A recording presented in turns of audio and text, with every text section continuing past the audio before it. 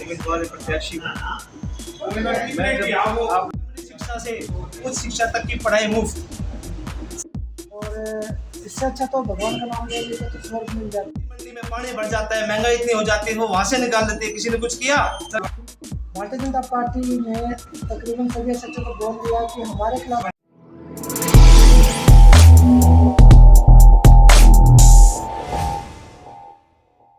नमस्कार, मैं विजय कुमार, आपका हमारे चैनल पर स्वागत है। मैं बैठा हूँ मिर्जापुर की विधानसभा के अंदर और दिल्ली विधानसभा के चुनाव चल रहे हैं। तो बीएसपी के प्रत्याशी हैं रोहित इंदौरा जी, जो मिर्जापुर विधानसभा से चुनाव लड़ रहे हैं। और उसके अलावा मिर्जापुर विधानसभा से नीलम कृष्ण पहलवान, उसकी जो घरवाले भाई का वो भी लड़ रही है।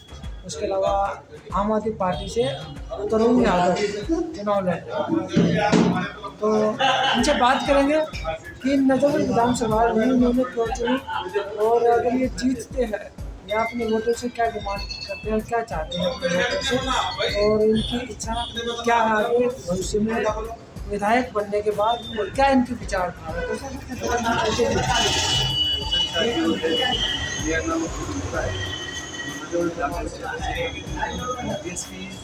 उम्मीदवार प्रत्याशी मैं जब आप लोग मुझे सपोर्ट करते हैं बाद में मैं आपकी जो भी है कमियां हैं, जो मैं माहौल में उठा हूँ, देखा हूँ, इसको सुधारने के लिए कुछ कदम उठाए जाएंगे और मैं आपके सामने रखना चाह रहा हूँ।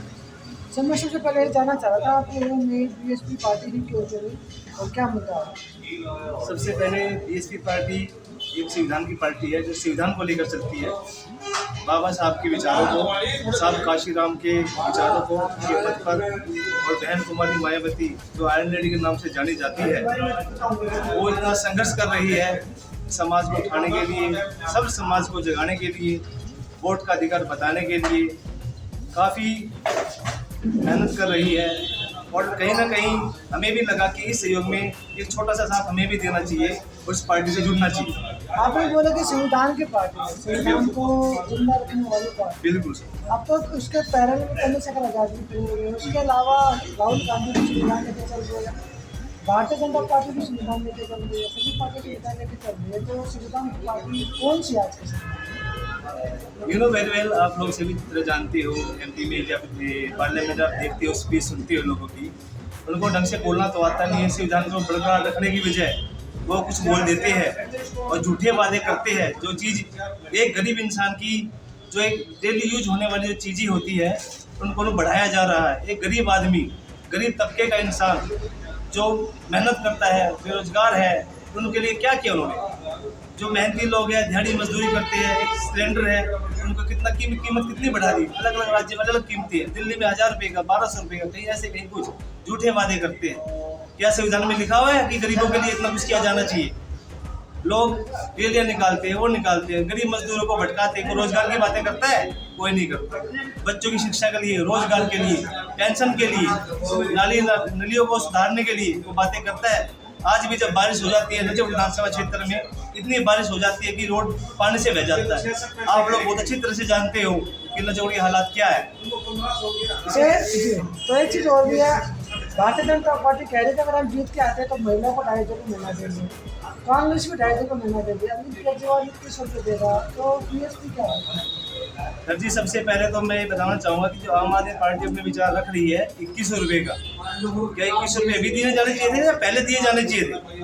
जो बीजेपी ये वादा कर रही है, क्या वो 2100 के 2200 भी जाएगी? क्या उसके ऊपर और अमाउंट नहीं है? उसके ऊपर भी तो अमाउंट है ना।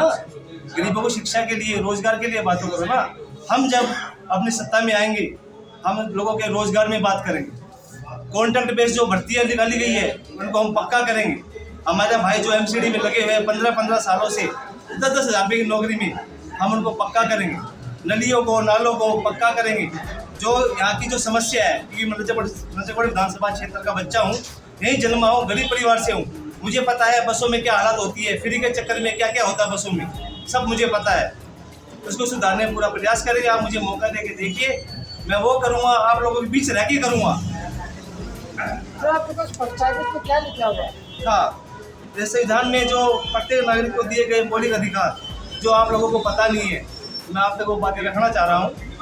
प्राइमरी शिक्षा से उच्च शिक्षा तक की पढ़ाई मुफ्त, सरकारी व प्राइवेट अस्पतालों में इलाज मुफ्त होगा, कानून व्यवस्था चुस्त दुरुस्त होगी, प्रत्येक नागरिक को सुरक्षा की गारंटी मुफ्त होगी, हर परिवार को एक सरकारी नौकरी मुफ्त होगी, हर गरीब बेघर परिवार को 2 कमरे का मकान मुफ्त होगा। कहते नहीं करके दिखाते हैं, संविधान हमारी जान है, आरक्षण हमारी पहचान है, हमारा वोट राज तुम्हारा नहीं चलेगा, नहीं चलेगा, जो बहुजन की बात करेगा वो दिल्ली पर राज करेगा। बिजली पानी नौकरी दे न सकी जो सरकार निकम्मी है, जो सरकार निकम्मी है वो सरकार बदलनी है। जो जमीन सरकारी है वो जमीन हमारी है, बीएसपी की क्या पहचान, नीला झंडा हाथी निशान। बहुजन समाज पार्टी राजनीतिक दल से पहले महापुरुषों को द्वारा चलाए गए सामाजिक आंदोलन का एक राष्ट्रीय संगठन है। इस संगठन को हमें आगे बढ़ाना है और ये करके दिखाना। आप जीतने के बाद आपने बोला कि प्राइमरी से लेके पीजी फाइनल तक शिक्षा मुक्त करेंगे, सबको पक्की नौकरी दोगे और मकान भी दोगे, सब कुछ दोगे। लेकिन आज से कई साल पहले बहन मायावती जी ने बोला था कि हमारा जो मैनिफेस्टो संविधान है, आप ये बात अलग से बोल रहे हो। यानी ये संविधान में तो है। संविधान किसके लिए आप लोगों को पता है? संविधान किसके लिए? सबके लिए। मानते कौन हो? मानते कितने लोग संविधान को मानने वाले? कितने लोग बाबा साहब भीमराव अम्बेडकर के विचारों पे चलने वाले? क्या गरीबों के लिए संघर्ष नहीं किया उन्होंने? क्या गरीबों के लिए उत्तर प्रदेश में मायावती बहन जी ने कितना काम किया? क्या उन लोग भूल गए बातों को? इसको भी याद करना चाहिए। सब कुछ दिया है। क्या जो ये पार्टी है, बड़ी बड़ी पार्टी, उन्होंने क्या दिया? लैपटॉप देके लैपटॉप ले लिए, साइकिल देके साइकिल ले ली, फूल देके फूल ले लिया। फूल के नाम पर कीचड़ उछाला जा रहा है लोगों को, बहन बेटे के साथ बदतमीजी की जा रही है। कहाँ पर है? कौन संविधान को जिंदा रखने की बातें करता है? तो अमित शाह ने भी तो बोला था संविधान अम्बेडकर, और इससे अच्छा तो भगवान का नाम ले लेते तो स्वर्ग मिल जाता। उसको कैसे देखते? देखिए जी, सबसे पहले लोग कहते हैं ठीक है, हम किसी की आस्था को ठेस नहीं पहुंचाएंगे, ये समाज है, समाज की आस्था अपनी अपनी जगह होती है। पर किसी इंसान ने ये कहा था कि सरस्वती है, सरस्वती माता है। ये किसी बहुत बड़े एडवोकेट ने कहा था कि सरस्वती माता है। बुक को माता बोल के सरस्वती माता कह के आगे बढ़ाया जा रहा है। सरस्वती माता नहीं है, सरस्वती बुक है, एक किताब है। उसको पढ़कर जो ज्ञान लिया जाता है, जो ज्ञान लिया जाता है, उसी से हमें अपने अधिकारों का पता चलता है। क्या जो मंदिर में बैठे देवी देवताएं हैं, क्या वो अपनी सुरक्षा खुद कर सकते हैं? कितने मंदिरों में चोरी होती है, एप्लीकेशन फायर होती है, किसको पकड़े? कहाँ पकड़े? वो जिम्मेवारी लेता है? कोई नहीं लेता जिम्मेवारी। बस सिर्फ मेरा कहने का सिर्फ इतना ही मतलब है कि भगवान एक अलग चीज़ है। बाबा साहब गरीबों के भगवान, आज भी हम उनको अपना भगवान पिता कहते हैं। इस गर्व से कहते हैं कि जो आज मैं स्पीच दे रहा हूँ वो उनकी देन है। आप लोगों के जो सामने बैठा हूँ मैं, उनकी देन है। और जो मैं संघर्ष कर रहा हूँ ये उनकी देन है। और जो मैं आगे चलूंगा वो भी उनकी देन रहेगी। उनके कार्य पथ को आगे बढ़ाऊंगा, ये रोहित इंदौरा का वादा है। नजफगढ़ के वोटर्स को कैसे लुभाओगे या पटाओगे? सबसे पहली बात है, एक आम आदमी बदलाव चाहता है। एक गरीब तबके का इंसान जिसको महंगाई के तौर पे मारा जा चुका है, वो बदलाव चाहता है। महंगाई को कम करने की नीति है। वो चाहता है कि कोई नव युवक आए जो हमारी प्रॉब्लम को समझे। मैं गरीब परिवार का हूँ, मैं आपको बता चुका हूँ। मैं समाज में रहता हूँ, उठा हूँ, मुझे पता है क्या क्या समस्या है। चावल कहाँ था, चीनी कहाँ थी, आलू कहाँ थे, प्याज कहाँ थी, इसको कौन बताएगा? कोई नहीं बताता। सब क्या बात करते हैं, हम आपको ये देंगे, वो देंगे, ये करेंगे। किसी ने कुछ किया? सब्जी मंडी में पानी भर जाता है, महंगाई इतनी हो जाती है, वो वहां से निकाल देते हैं। किसी ने कुछ किया? आस्था के नाम पर मंदिर बना दिया, वहां पे कूड़ेदान के पास मंदिर बना दिया। किसी ने कुछ किया? लोग ठीक है आस्था के साथ खेलते हैं, हम सिर्फ विचारों से बात राम करें। मंदिर को सपोर्ट नहीं करते आप? नहीं, सपोर्ट तो हम किसी भी। सबसे पहली बात, संविधान में खुला कहा गया है, पढ़ोगे लिखोगे आगे बढ़ोगे, पढ़ोगे लिखोगे आगे बढ़ोगे, मंदिर के चक्रों में रहोगे तो नाकामयाब बनोगे। मैं सपोर्ट नहीं करता राम मंदिर। नहीं जी, देखो वो एक श्रद्धा है, वो एक आस्था है लोगों की। मैं उनकी आस्था को ठेस नहीं पहुंचाना चाहूंगा, वो उनकी आस्था है। सबको बाबा साहब ने भी ये अधिकार दिलाया था कि मंदिरों में जाओ। उनको पता था कि उनके राज्य में क्या हुआ था। मंदिर में सिर्फ वही स्वर्ण जाति का लोग ही जा सकता था मंदिर के अंदर, जिनको जनेऊधारी होते थे, कानों में कुंडल होते थे, लंबी लंबी चोटियां होती थी, वही मंदिर में जा सकते थे। बाबा साहब को पता था कि मेरा समाज भी मंदिर में जाएगा, जिनको अधिकार दिलाया गया। लेकिन आपको समाज तो ऐसे जो आज के समय में कुंभ में दबा डुबकियां लगा। देखो जी, वही सबके विचार है, ठीक है। ऐसे गंगा से पानी में नहाने से किसी का पाप थोड़ी मिट जाता है। पढ़ो लिखो आगे बढ़ो, एजुकेशन पढ़ो ना, कैसे कैसी बीमारी करती है। साइंटिस्ट आगे पहुंच चुके हैं, मेडिकल संस्थाएं खुल चुकी है, उनको उस तरफ जाना चाहिए। बहन मायावती दिल्ली आएगी? अगर आप लोग हमें मौका देते हैं तो बहन कुमारी मायावती मौका तो दे दिया ना, तो बिल्कुल आएगी जी, बिल्कुल आएगी। बहन कुमारी मायावती बिल्कुल आएगी और जोर शोर से आएगी प्रचार के लिए। प्रचार के लिए। देखिए जी, ऐसा है, पहले मेरा जो समाज है और वो मुझे चीज़ की आज्ञा देता है कि हम आगे आ रहे हैं, हम साथ में हैं, तो आकाश आनंद जी जो उनके उत्तराधिकारी है उनको हम बुलाएंगे और एक बड़ी रैली निकालेंगे यहाँ पे। तो चंद्रशेखर ने भी अपने प्रत्याशी उतारे, तो उनका मुकाबला कैसे करोगे? देखिए, सब बातें विचारों की है। मैं विचारधारी लोग, विचार तो उनके भी सेम आप जैसे थे।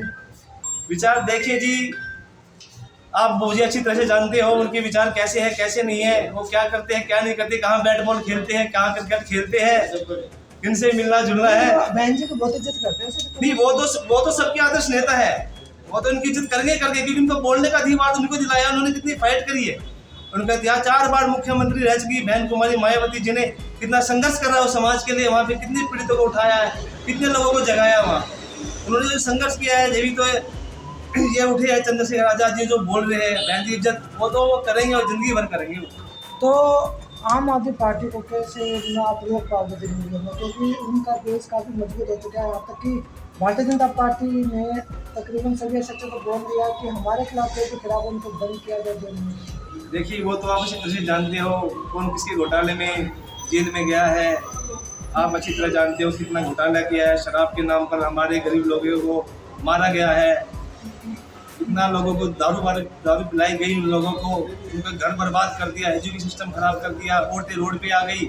तो वो पार्टी शराब के नाम पर करती है। और आपको पता है, आपके जो मुख्यमंत्री साहब थे अरविंद केजरीवाल जी, वो जेल में भी रह के आए हैं। तो बस अब आपको जगना है, आपको समझना है कि किस इंसान को वोट देना है, कौन जगाएगा कौन नहीं जगाएगा, बस सब आपको समझना है। आखिरी सवाल आपसे मेरा यही कि आपका वोट क्यों दे और आपकी पार्टी का वोट क्यों दे? सबसे पहली बात, मेरा नाम रोहित इंदौरा है, मैं रोशन विहार पार्ट 2 नजफगढ़ क्षेत्र में एक निवासी हूँ। मेरी जन्मभूमि नजफगढ़ की है, एजुकेशन मेरी नजफगढ़ की है। मैंने ग्रेजुएशन किया हुआ है यूनिवर्सिटी ऑफ दिल्ली से। मैंने वो चीज़ें देखी है, वो चीज़ें फील की है, महसूस किया है मुझे कि मेरे समाज में, मेरे लोगों में क्या हो रहा है क्या नहीं हो रहा है। और मैं चाहता हूँ आप लोग मुझे मौका देंगे, मैं बदलाव करूँगा, क्योंकि मैं एक पढ़ा लिखा नवयुवक हूँ। मेरे साथियों जो पढ़े लिखे, वोट आपका रहेगा, पहचान आपकी है, मैं तो सिर्फ साथ चलूँगा। आप मुझे मौका दें और इस बदलाव में मेरी सहायता करें। तो ये थे रोहित इंदौरा जी, जो बीएसपी से नजफगढ़ विधानसभा से चुनाव लड़ रहे हैं। तो उन्होंने अपने विचार भी रखे, उन्होंने जो मेन फोकस किया वो संविधान पे किया। अगर संविधान जिंदा रहेगा तो आपके अधिकार जिंदा रहेंगे। तो बहुत साल पहले बहन मायावती ने कहा था कि हमारा जो मैनिफेस्टो हमेशा है, अरे वो है संविधान, यानी संविधान को लागू करना है हमारा मैनिफेस्टो। और संविधान रहेगा तो आप लोग जिंदा हो, आपके अधिकार जिंदा, आपके नौकरियाँ जिंदा, आपको सब कुछ मिलेगा संविधान की वजह से।